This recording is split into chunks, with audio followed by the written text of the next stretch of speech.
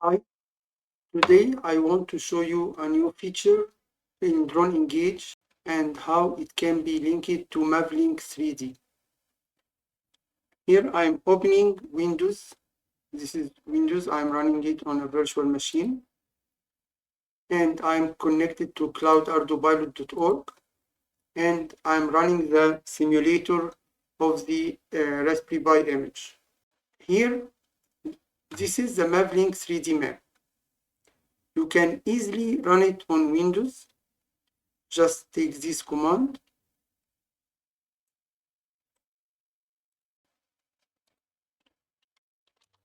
open browser, make sure that node exists, nbx command exists.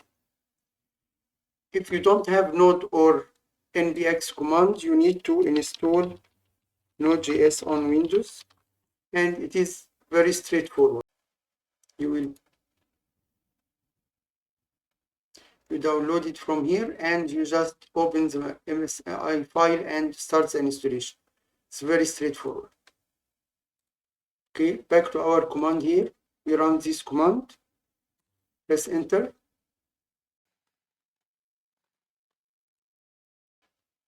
That's it.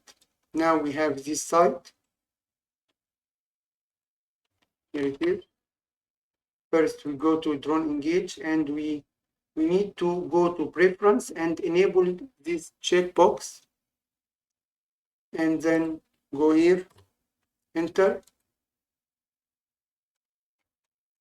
Okay, press 1. Here it is our first drone. Press 2. Here it is our second drone.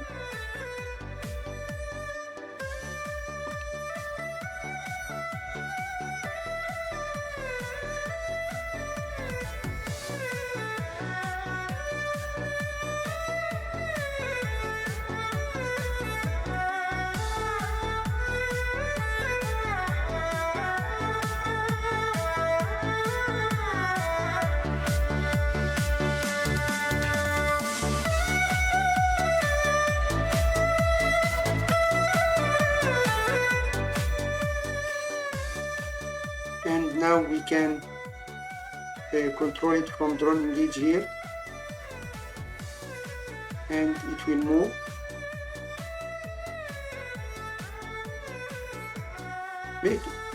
Please note that it moves here in steps, and because it is connected to this to web client, so it moves here also in steps.